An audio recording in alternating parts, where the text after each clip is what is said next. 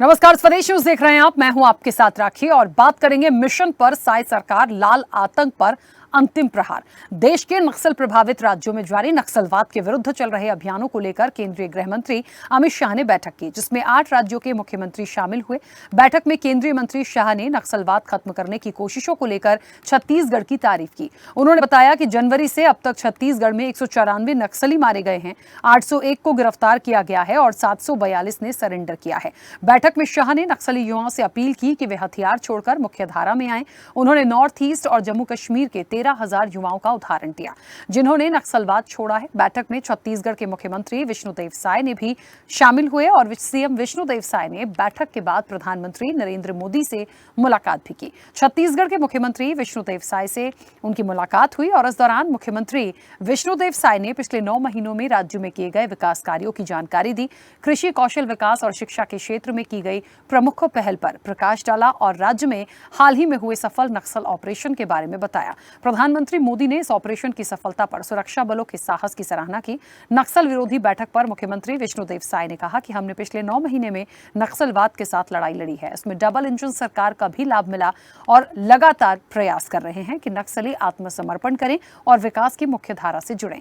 बीते दिनों छत्तीसगढ़ में जवानों को एक बड़ी सफलता मिली। जवानों ने 31 नक्सलियों को ढेर किया और उससे पहले भी मई महीने में सुरक्षा बल के जवानों ने करीब 1 दर्जन नक्सलियों को मार गिराया था। अब सरकार की ओर से ये कहा गया है कि पीएम मोदी की सरकार में नक्सल प्रभावित इलाकों में विकास की रफ्तार तेज हुई है। माओवादी हिंसा में भी 72% की कमी आई है। साल 2010 की तुलना 2023 में नक्सली हिंसा में हुई मौतों में 86% की कमी आई है। सरकार की ओर से दावा किया गया है कि नक्सलियों के खिलाफ चल रही लड़ाई अब अपने अंतिम चरण में है। तो जाहिर तौर पर लाल आतंक के खात्मे की बात हो चुकी है, लक्ष्य भी तय किया गया है और इसी को लेकर क्योंकि छत्तीसगढ़ का जिक्र सबसे पहले जब नक्सलवाद की बात होती तो आता है, तो कहीं ना कहीं जो साय सरकार है वो भी इसको लेकर एक अच्छे नए प्लान के साथ इस चीज को प्रॉपर इंप्लीमेंट करेगी और काफी हद तक छत्तीसगढ़ में इस पर लगाम लगी भी है। चर्चा पर चलेंगे, उससे पहले कुछ प्रतिक्रिया है वो सुनाते हैं। छत्तीसगढ़ सरकार ने एक विकास का नया अभियान चला है। 300 के आसपास व्यक्तिगत और फैमिली के साथ जुड़ी हुई भारत सरकार और छत्तीसगढ़ सरकार की योजनाओं को 100% सैचुरेशन का लक्ष्य रखा है। इसके कारण गांव में स्कूल पहुंचा है, सस्ता अनाज की दुकान पहुंची है, सस्ती दवाइयों की दुकान पहुंची है, पब्लिक हेल्थ सेंटर बनाए गए हैं और सेकेंडरी स्कूलों की भी शुरुआत हुई। और मुझे कहते हुए आनंद हुआ है कि कई गांव इस चुनाव में ऐसे थे जनरल इलेक्शन में जिन्होंने 30 साल के बाद वोटिंग किया है, वहां पर वोटिंग हुआ है, वरना पोलिंग पार्टी जाती थी, नील वोटिंग का डब्बा लेकर वापस आती थी। वहां पर मोदी की गारंटी को पूरा करने का सरकार के द्वारा प्रयास हो रहा है, वो सबसे उनको अवगत कराया और भावी जो योजनाएं हैं छत्तीसगढ़ सबसे उनको अवगत कराया। और आज जो नक्सल प्रभावित प्रदेश हैं और नक्सल समस्या से एक समीक्षा बैठक का भी आयोजन था। यहाँ पर अच्छी समीक्षा हुई है और उसमें जो हम लोगों ने 9 महीने में नक्सलवाद के साथ लड़ाई लड़ी है, डबल इंजन की सरकार का भी लाभ मिला है और 9 महीने के अंदर ही अनेक मुठभेड़ हुए हैं, जिसमें से 194 नक्सली मारे गए हैं हमारे सुरक्षा बलों के द्वारा और लगातार हमारे सुरक्षा बल और अधिकारी साहस दिखा रहे हैं, तो उनका बहुत बहुत उनको बधाई देते हैं। चलिए, तो मिशन पर साय सरकार है और लाल आतंक पर अंतिम प्रहार की बात हो रही है। महत्वपूर्ण बात यहां यह समझनी होगी कि नक्सलवाद को खत्म करने की बात हो रही है। केंद्रीय गृह मंत्री अमित शाह ने बहुत क्लियर स्टेटमेंट जारी किया। उन्होंने उनका जो स्टेटमेंट आया, उनका जो बयान आया, उन्होंने बहुत क्लियरिटी दे दी है इस पूरे मामले में कि 2026 का लक्ष्य है, नक्सलवाद को जड़ से खत्म कर दिया जाएगा। देखिए, इसको लेकर सरकार को क्या करना है, कैसे करना है, ये अपने काम पर जुट चुके हैं। लेकिन जहां तक छत्तीसगढ़ का जिक्र है, साय सरकार भी इस चीज को लेकर लेकर बहुत ज्यादा एक्शन मोड में है, और इसलिए भी है क्योंकि छत्तीसगढ़ में काफी ज्यादा गिरफ्त में नक्सलवाद के छत्तीसगढ़ रहा, बहुत हद तक कंट्रोल भी किया गया है। और अब क्योंकि एक लक्ष्य निर्धारित किया है पार्टी ने, तो उसको लेके अभी हाल ही में देखिए जो मुठभेड़ हुई थी उसमें 31 नक्सली मारे गए थे। तो कहीं ना कहीं ये जो लगातार प्रयास किया जा रहा है, और कैसे रोका जा सकता है और किन चीजों को कंट्रोल किया जा सकता है। एक बात ये भी आई थी कि आत्मसमर्पण, उसकी दिशा में भी अभियान चलाया गया है छत्तीसगढ़ में। तो कैसे इस चीज को जल्द से जल्द उस लक्ष्य को पाने के लिए अब साई सरकार भी क्योंकि सामने आ चुकी है, तो मुझे लगता है उसको कैसे करेंगे, इसी पर चर्चा को आगे बढ़ाएंगे। हमारे साथ मेहमान जुड़े हैं, सबसे पहले आपका परिचय करा दें। भारतीय जनता पार्टी का पक्ष रखने के लिए दिनेश अग्रवाल हमारे साथ जुड़े हैं। दिनेश जी, बहुत स्वागत चर्चा में जुड़ने के लिए। कांग्रेस का पक्ष रखेंगे अब से कुछ देर में हरे राम तिवारी, फिलहाल हमारे साथ कनेक्ट नहीं है, उनका भी स्वागत है। और नक्सल मामलों की जानकार हैं वर्णिका शर्मा, वर्णिका जी का भी बहुत स्वागत है। चर्चा की शुरुआत मैं सबसे पहले दिनेश जी आपसे करूंगी। मेरी आवाज पहुंच रही है जी? दिनेश जी, 2026 का लक्ष्य लिया है केंद्रीय गृह मंत्री अमित शाह या भारतीय जनता पार्टी की केंद्र की सरकार ने। मुझे लगता है छत्तीसगढ़ के परिदृश्य में इसको समझने की कोशिश करें तो साई सरकार का भी एक मिशन है। पहले से छत्तीसगढ़ में इन चीजों को कंट्रोल किया गया है और लगातार उसके लिए प्रयास किया जा रहा है। इस लक्ष्य के आने के बाद कितना ज्यादा और एक्टिव मोड में विष्णुदेव साई सरकार होगी और किस तरह की चीजों को और ज्यादा तेजी से बढ़ाने की कोशिश की जाएगी, क्योंकि आप लोग आत्मसमर्पण करने के लिए कई अभियान भी चला रहे हैं, तो उससे भी कहीं ना कहीं बहुत ज्यादा हद तक फायदा मिल सकता है। तो अब अगला स्टेप जिसको कहते हैं वो किस दिशा में बढ़ेगा? सर्वप्रथम आपको और आपके दर्शकों को मेरा नमस्कार। और आज लोकतंत्र का एक बड़ा त्योहार है और हरियाणा की जीत का बधाई भाजपा कार्यकर्ता होने के नाते मैं पूरे देश को, प्रदेश की जनता को धन्यवाद देना चाहूंगा कि तीसरी बार भारतीय जनता पार्टी की सरकार के ऊपर हरियाणा की जनता एवं देश की जनता ने विश्वास किया। अब मैं अपनी बातों पे आऊं छत्तीसगढ़ पे। छत्तीसगढ़ नक्सलवाद का गढ़ बना दिया था इस कांग्रेस पार्टी ने। आज विष्णुदेव साई की सरकार है, नरेंद्र मोदी जी की सरकार है, डबल इंजन की सरकार है। आप हम सब देख रहे हैं कि नक्सली रोज मारे जा रहे हैं और बड़ी मात्रा में मारे जा रहे हैं, क्योंकि दृढ़ संकल्पित है, चाहे नरेंद्र मोदी हो चाहे विष्णुदेव साई जी की सरकार हो।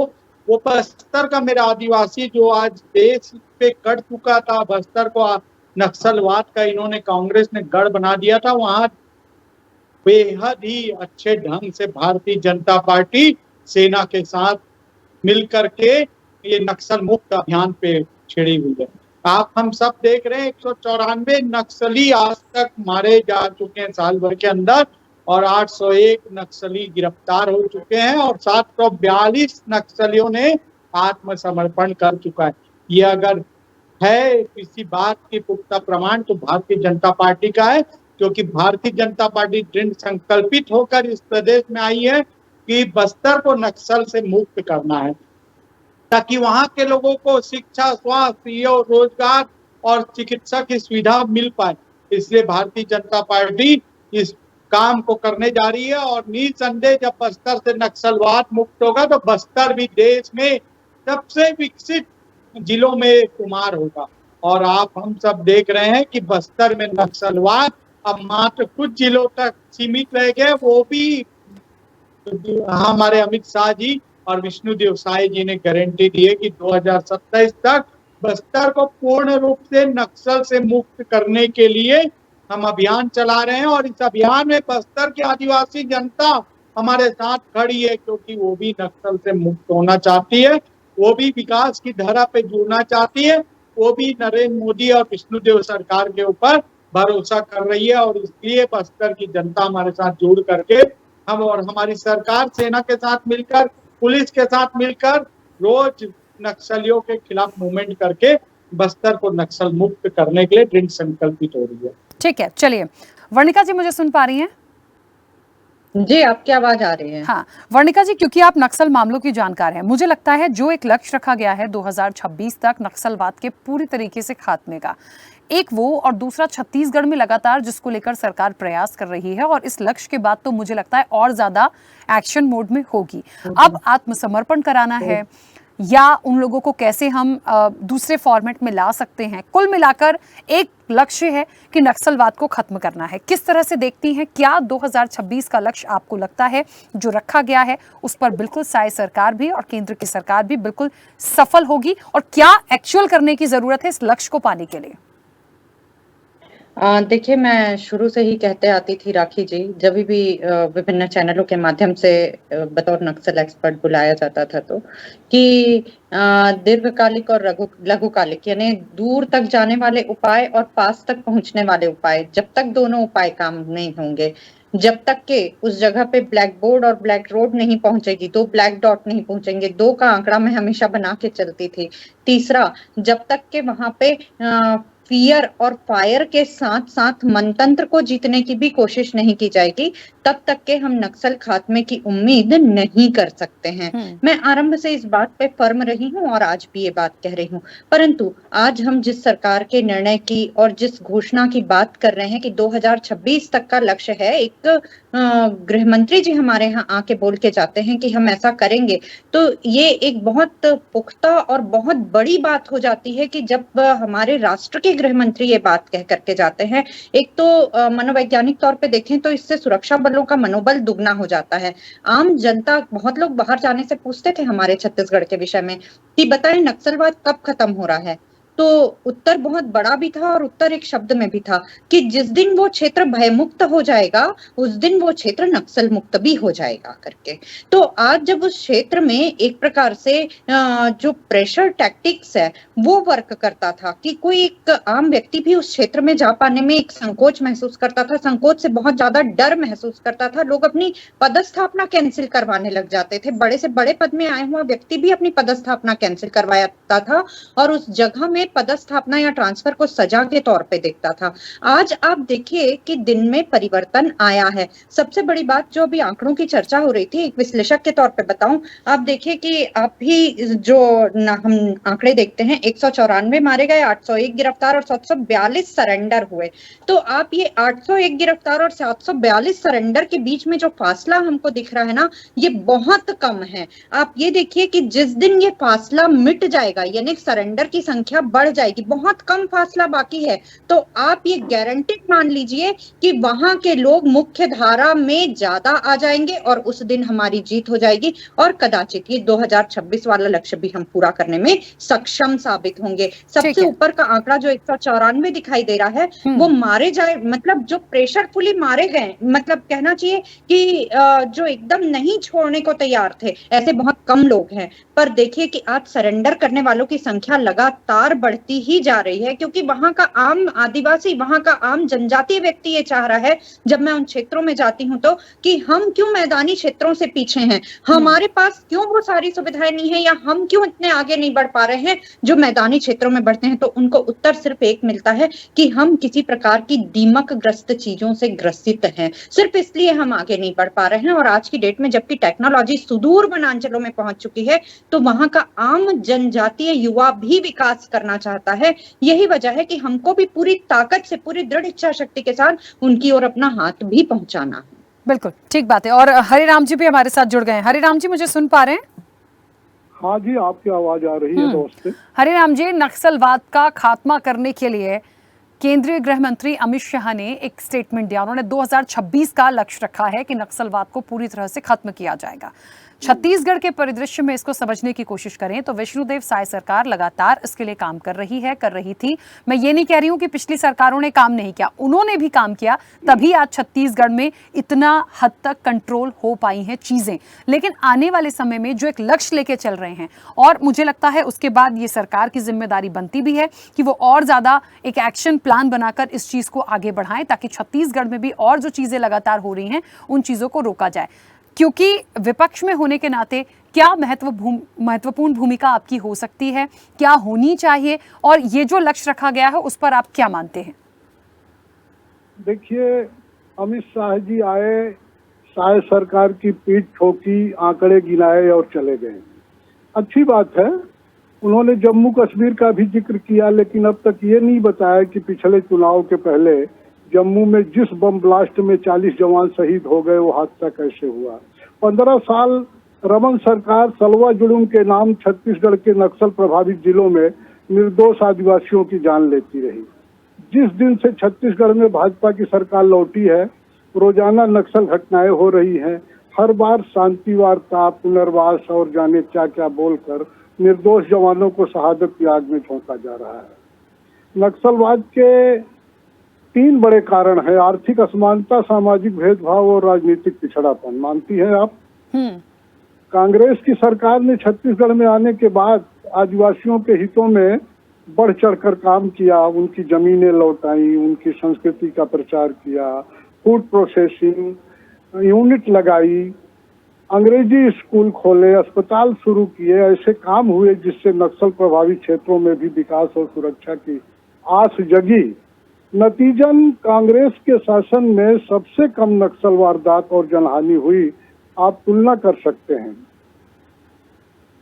हेलो हरिराम जी, लेकिन मैंने तो ये शुरुआत में ही कहा कि कांग्रेस की सरकार रही हो तब भी काम हुआ है, भारतीय जनता पार्टी की सरकार भी काम कर रही है, क्योंकि नक्सलवाद का कोई पालन पोषण तो नहीं करेगा ना भारतीय जनता पार्टी या कांग्रेस। तो इस चीज को देखना पड़ेगा कि वो आज क्या चाह रहे हैं और पूरी तरीके से खत्म करना है तो क्या महत्वपूर्ण भूमिका कांग्रेस की अब हो सकती है। सरकार का साथ देंगे, कोई सुझाव देंगे, या इस लक्ष्य को पूरा करने के लिए आपका कोई एक सुझाव हो सकता है सरकार के लिए? मैडम, कांग्रेस ने झीरम कांड झेला है जो तत्कालीन राज्य सरकार के का मतलब वो कलंक है जो शायद ही कभी भूल सके। बस्तर में आज भी पेशा कानून की उपेक्षा करके फौज के कैंप बनाए जा रहे हैं और आदिवासियों के विरोध प्रदर्शन पर कोई ध्यान नहीं दिया जा रहा। बीजेपी जब सत्ता में आई, आदिवासियों के अधिकार, उनकी संपत्ति और उनके जनजीवन को अस्त व्यस्त करने का प्रयास किया। उनकी जमीनें, उद्योगों को बेची, आदिवासी विकास के लिए खर्च होने वाले भारी भरकम फंड का दुरुपयोग और भ्रष्टाचार किया। ये बात सबको भली भांति मालूम है कि छत्तीसगढ़ के आदिवासी अपनी जगह, जमीन और मूल पहचान छोड़ने को कदापि राजी नहीं है। ऐसे में उन्हें उनके ही जगह पर आर्थिक और सामाजिक मजबूती के उपाय करने होंगे, जबकि भाजपा सही माने में देखिए तो उन्हें खदेड़ने पर आमादा है। करीब 4000 आदिवासी जेल में बंद हैं, जिनके लिए जस्टिस पटनायक कमेटी बनी, लेकिन अब तक उसका कोई लाभ नहीं मिला। बड़ी विडंबना यह है कि जो नक्सली आत्मसमर्पण करते भी हैं, उन्हें रोजगार के नाम पर सरकार फिर बंदूक थमा सैनिक बना देती है। वो फिर हथियार लूटकर अपने ही लोगों के आगे खड़े हो जाते हैं। नक्सल प्रभावित जिलों में आदिवासियों को ज्यादातर कई मामलों में फंसाया भी जा रहा है। देखिए, भाजपा के अभी इसी कार्यकाल में कुछ माह पहले कुछ पत्रकारों को फर्जी नक्सली घोषित करने का षड्यंत्र किया गया और ये काम पुलिस करने वाली थी। ये इस सरकार में कानून व्यवस्था का हाल है। दंतेवाड़ा की बात करें तो भाजपा जिलाध्यक्ष जगत पुजारी को 3-4 साल पहले नक्सल सहयोगी के आरोप में गिरफ्तार किया गया। इसी साल 13 अगस्त को मोहला मानपुर के आदिवासियों ने प्रेस वार्ता कर बताया कि उन्हें धमकाया जा रहा है कि जेल जाने से बचाना है तो भाजपा ज्वाइन कर लो। अमित शाह आत्मसमर्पण नीति लेकर आ रहे हैं। 2026 तक नक्सल मुक्त भारत का सपना है, लेकिन कश्मीर एक राज्य को आतंकवाद मुक्त करने का मिशन अभी तक अधूरा है। नहीं तो लेकिन ये तो पूरे देश के लिए बात है ना कि हमें देश से ही नक्सलवाद को खत्म करना है। चाहे वो आप मध्य प्रदेश ले लीजिए, छत्तीसगढ़ ले लीजिए, बिहार ले लीजिए, झारखंड ले लीजिए, आंध्र प्रदेश चले जाइए, ऐसे बहुत सारी जगह हैं जहां से नक्सलवाद को खत्म करना है। पुराना इतिहास उठा के देखें तो मूल वजह तो ये भी देखने की होती है कि कहाँ से इसकी शुरुआत हुई और जहां से शुरुआत हुई किन वजहों से हुई और आज वो किस दिशा में चले गए। तो ये बहुत एक गंभीर विषय है जिस पर मुझे लगता है इस वक्त पे राजनीति की बजाय यदि इसको पॉजिटिवली एक अच्छी सोच के साथ इंप्लीमेंट कराएंगे तो बहुत बेहतर होगा। ये राजनीति का विषय है ही नहीं। हरिराम जी, दिनेश जी कुछ कहना चाह रहे हैं, बोलिए। जी देखिए, आप हम सब वर्णिका बहन सब सुन रहे हैं हरिराम जी की ये नक्सलवाद पे जो नक्सल खात्मा हो रहा है। इतनी बड़ी सेना ने जो कार्यवाही की, सेना का मनोबल बढ़ाने की बात नहीं किया इन्होंने नक्सलवाद का इनडायरेक्ट रूप से समर्थन किया कि नक्सलवादी ठीक है, और उसके लिए इन्होंने आदिवासी कार्ड खेला। इन्होंने कभी नक्सलवाद के खिलाफ एक भी स्टेटमेंट नहीं दिया। अगर नक्सली खत्म हो रहे हैं, मारे जा रहे हैं, तो इसका स्वागत करना चाहिए। लेकिन वहां हरिराम जी, आप इसमें भी राजनीति करने से बाज नहीं आते। और आप ही लोग की देन है कि 70 साल से नक्सली अगर पनपे हैं तो आपके राज में पनपे हैं।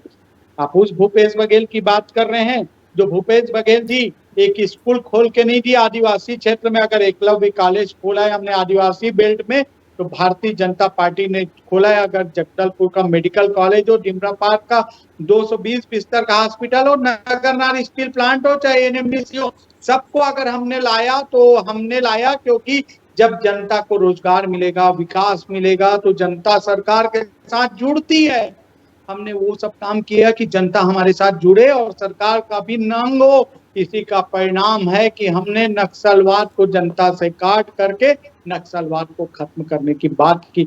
रही बात, हरिराम जी बोलते हैं कि नक्सलवाद हमारे राज्य में नक्सली चुप बैठे थे। अरे क्यों चुप नहीं बैठेंगे? आपने नक्सली के ऊपर एक कार्रवाई नहीं की, नक्सलियों को पूरा मैदान दे दिया पनपने के लिए। हमने नक्सलियों के गढ़ में घुसकर अगर उनको मारते हैं तो नक्सली काउंटर करेंगे। और ये दुस्वास अगर कोई कर सकता है तो भारतीय जनता पार्टी कर सकती है, क्योंकि भारतीय जनता पार्टी का हमेशा नारा रहा है कि देश का विकास ही हर व्यक्ति का विकास होगा। और नक्सलवाद से जब तक इस देश को, इस प्रदेश को मुक्ति नहीं होगी तब तक हम किसी प्रदेश की विकास की, देश की विकास की बात कर नहीं सकते। आज हमने सड़कें बनाई, बिजली पहुंचाया, पानी पहुंचाया, स्कूल पहुंचाई, लोगों को साक्षर बनाने का काम किया। इन कामों को देखकर जनता हमारे साथ आई और नक्सलवाद का विरोध किया। लेकिन भूपेश बघेल को हम सब ने देखा था 5 साल से भ्रष्टाचार किया, देश प्रदेश के विकास के लिए कोई काम नहीं किया। और आज जब भारतीय जनता पार्टी, लेकिन नक्सलवाद के लिए तो किया अमित शाह जी, दिनेश जी, नक्सलवाद के लिए तो किया। क्या किया राखी जी? नक्सलवाद के लिए आपको ये लगता है कि कांग्रेस की सरकार ने कभी कोई काम नहीं किया? मुझे ये बताइए। नहीं किया। अगर किया होता, अभी हरिराम जी एक बात बोल दिए, आप उनकी बातों को समझने का कोशिश करिए कि नक्सल इनकाउंटर में कमी आई थी। अरे आपने नक्सलों के खिलाफ इनकाउंटर किया नहीं तो कहां से नक्सली इनकाउंटर होंगे? हम तो उनके घर में घुस के मार रहे हैं। आपको पता होगा हिड़मा के गांव में अगर पहली बार देश में सेना घुसी है तो भारतीय जनता पार्टी के राज में घुसी है। और अगर 31 नक्सली जो आज तक का बस्तर का सबसे बड़ा नक्सलवाद के खिलाफ इनकाउंटर था, अगर किया तो हमने किया। और रही बात, हरिराम जी इसमें भी राजनीति कर रहे हैं। अरे पाप मन से बोलिए कि नक्सलवाद खत्म होना चाहिए और नक्सलवाद को जो रण देता है वह चाहे किसी भी जाति समुदाय का हो, उसका विरोध होना चाहिए। लेकिन ये जाति आदिवासी समाज को सामने ला करके नक्सलवाद का समर्थन करके नक्सलाइटों को बचाने का काम अगर कोई कर रही है तो कांग्रेस पार्टी कर रही है। देखिए, मुझे ऐसा लगता है कि यदि अब हम पुरानी चीजों को उठाकर देख लें, नक्सलवाद क्यों बढ़ा, क्यों गया? भुखमरी, बेरोजगारी, तकलीफें, अशिक्षा, प्रॉपर चीजें ना मिलना, दबाने की कोशिश करना, वहां से इसकी उपज हुई। जब इसकी उपज हो गई तो आने वाले समय में वो इतना फैल गया कि फिर उन्हें अपना फायदा दिखने लगा। आज नक्सलवाद का कोई ईमान धर्म नहीं है।